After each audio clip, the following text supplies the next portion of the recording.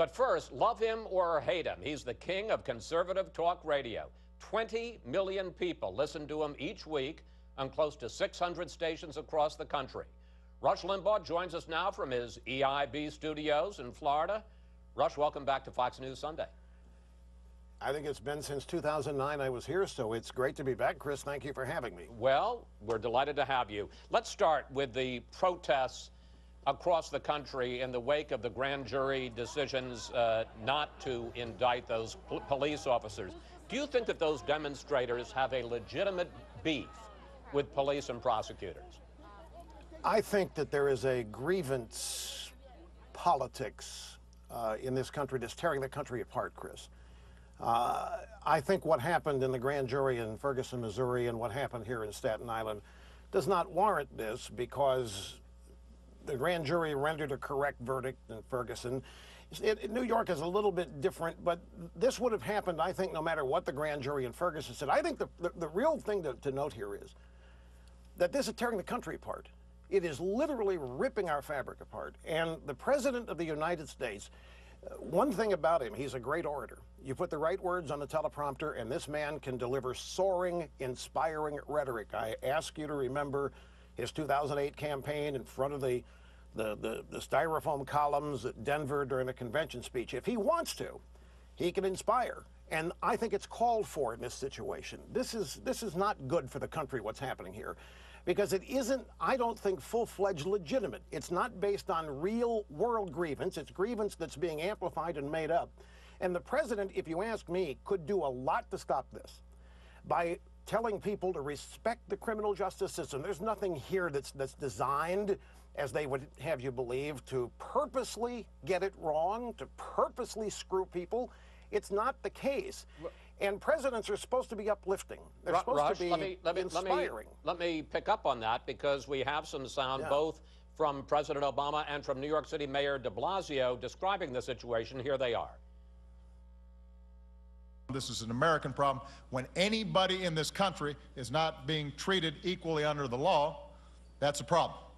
And it's my job as president to help solve it. Our police are here to protect us, and we honor that. And at the same time, there's a history we have to overcome, because for so many of our young people, there's a fear. And for so many of our families, there's a fear. I want you to react to that, Rush, but I want to put into that, and one of the things that critics and some of the demonstrators cite is, for instance, that black drivers who are stopped for a traffic stop are 3 times as likely to be searched as white drivers. So what do you think of them in this perception of unfairness in the criminal justice system? I don't think that things are rosy and perfect in America, but to say that they're no better, as the mayor of New York said, it's absurd. We've made all kinds of efforts to improve race relations in this country. The 1964 Civil Rights Act, affirmative action, we have been over backwards. Is it all perfect? No, it's not. But there's no acknowledgement of any of the progress, Chris. If you listen to these people, the president, the mayor of New York, you would think it's 200 years ago. You would think we haven't even started working on these problems, and that's not true.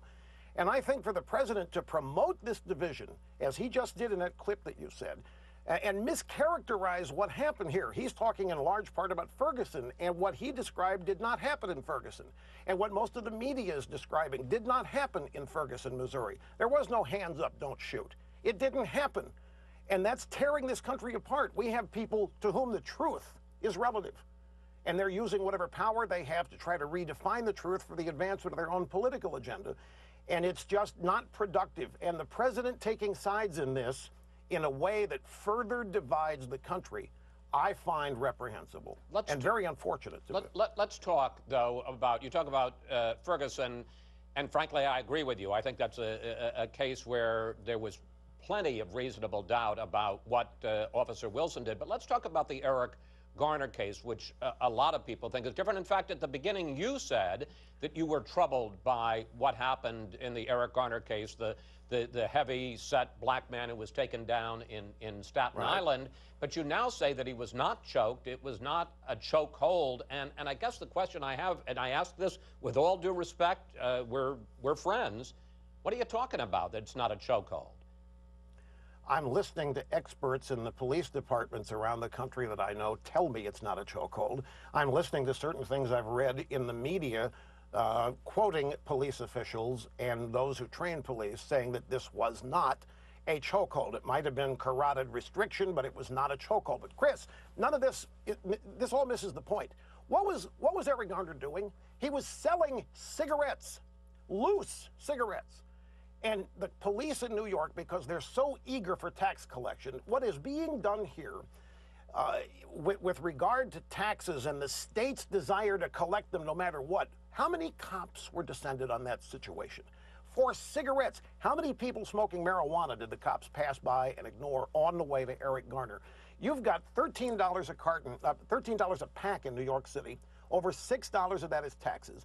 And the authorities are telling the cops, you go out and you stop that because they're so intent on collecting tax revenue. I think the real outrage here is that an American died while the state is enforcing tax collection on cigarettes. This is just absurd. And people talk about the left. They want a big state. They want a powerful state. Well, here it is. You've got to take all of it. If you want a powerful state, there's your police force acting on demands of the authorities to go out and make sure that every dime of tax is collected, particularly from tobacco. Look how we stigmatize tobacco. Let me, to the point now that it's so despised and reviled that a guy loses his life selling single cigarettes in New York City. It's absurd. You talk about the role of the federal government. Attorney General Holder has announced federal civil rights investigations in Staten Island, in Ferguson, and in a number of other cities. Here he is describing that. Mr. Garner's death is one of several recent incidents across our great country that have tested the sense of trust that must exist between law enforcement and the communities they are charged to serve. But you have, on your program, compared Holder to the terror group Hamas in Israel when he says that the police should not be an occupying force. How do you? That's how they talk. Let me just ask my question. This will work better if I ask my question. Do you think that there is a legitimate basis for federal civil rights investigations? Look, Eric Holder is the one who uses the word or the phrase occupying force to describe the New York PD. That's the way this regime talks about Israel. I'm not putting these words in their mouths. I'm not the one saying them. But I do think we have to honestly interpret and analyze and honestly hear what they are saying. The idea that we need civil rights violations from the federal government, this is promoting the division. We need to, I hear all these civil rights leaders say, Chris, that we need to start the healing. Nobody's doing that. There are too many people profiting off of this strife. There are too many people promoting it, too many people making a living, making money off this racial divide, not doing a thing. We had the first black president elected. You know how many people voted for this guy hoping and thinking this kind of thing was over? It's worse, Chris. It has gotten worse. And one of the reasons why no criticism, legitimate criticism of the president is permitted because he's African American and it's all chalked up to racism, which nullifies critics, shuts them down. Nobody wants to be called that. All right, I want to talk about this. I want to switch subjects, and I hate to move you along because I love listening to you, but I do want to move on to another subject. So do I. I do. Yeah. One of the reasons that we wanted to talk to you is because recently you have been going after, talk about criticism, you've been criticizing Fox News for some of the commentary here that says that the Republicans in Congress should not shut down the government over their opposition to the executive action on immigration that the president took. First of all, what's wrong with the Republican plan not to shut down the government, and what would you do? Because it isn't a government shutdown. They shut down, what, 10% of it? It's not a government shutdown. We're losing the language. The government keeps running. Welfare checks keep going out. People that depend on the government get government services. It's not a shutdown. I'll tell you what it is. It's a diversion, and it's a trick. I know time is short. Let me cut to the chase here. 2010, Republican landslide win. Democrat landslide loss. Ditto 2014. The Democrats have been shellacked in 2 recent elections, and the Republicans are running around like a pole saying that the American people are not going to like them if they shut down the government. Is absurd. Barack Obama's approval's in the 30s. This isn't about a government shutdown. This is about 2 elections in which the people of this country are begging the Republican people to stop this man. But let me, Rush, let me counter that, because I want to put up a poll which shows that after the October shutdown, October of last year, over Obamacare, forgive me, let's put it up on the screen, 53% blame the GOP, while 31% blame President Obama. And I would argue, let me just finish, and I would argue that the Republicans won despite that, not because of the shutdown, and because, as you say, Obama had a series of disasters, whether it was the Obamacare rollout. Wait a minute, I did not say they won because of the shutdown. I'm saying it didn't hurt them.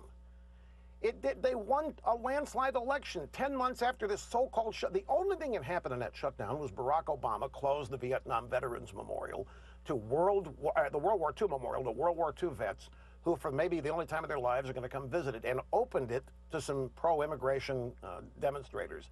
And it shut down the White House tours when the Secret Service in the exit polls, and I know the Republicans won, Rush, but in the exit polls, and let's put this up on the screen. Does that not matter? Well, wait.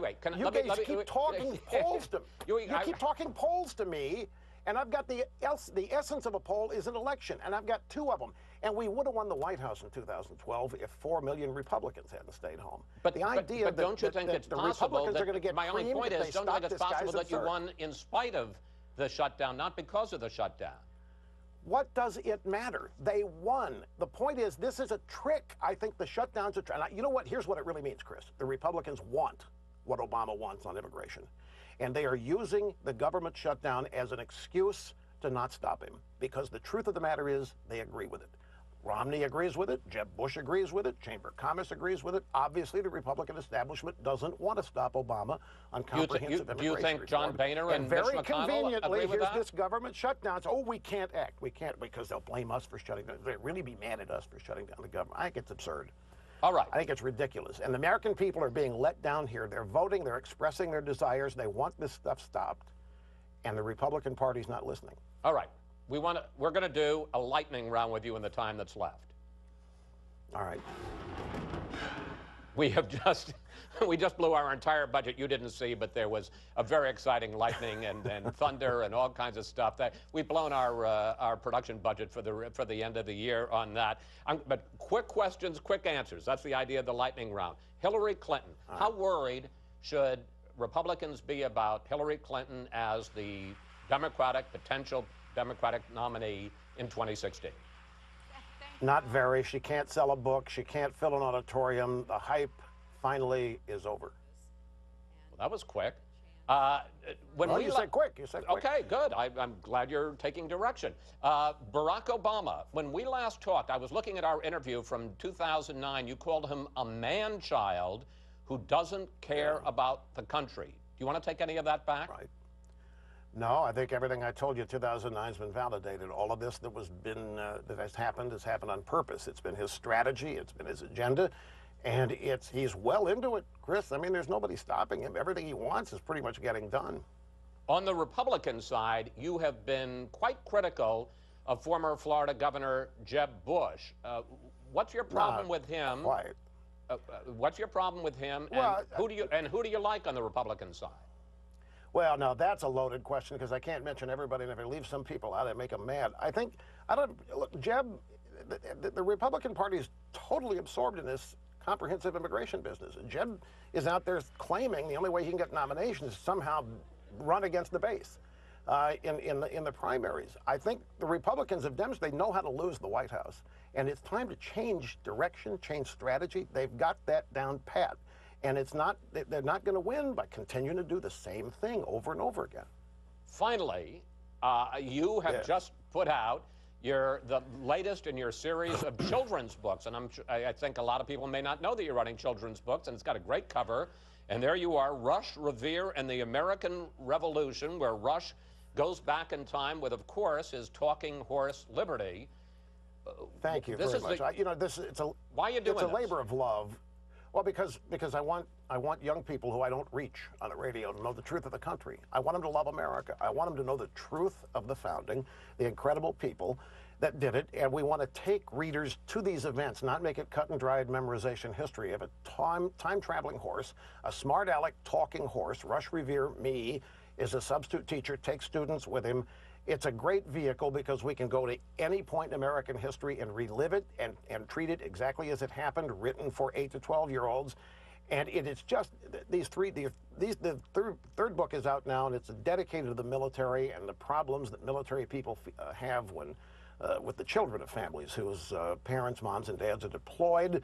Kids don't understand it. We address that in this book. We have a devotion and awe of the U.S. military, so this American Revolution book is dedicated to them. But it's all about a mission, Chris, of getting the truth of the founding of this country out and why it's great, why it is exceptional. There's nothing political in these books. It's just the truth. It's fun, and the reader is taken right to these events and interacts. The kids from this substitute class are taken to these events and actually interact with these great Americans. It's a fun thing to do, and the reaction that we're getting from readers is beyond our expectations. And not surprisingly, it's #1 on the New York Times children's book list. Rush, thank you. Thank you for joining us. It's always good to talk with you. Please come back, and let's make it sooner than 5 years, okay?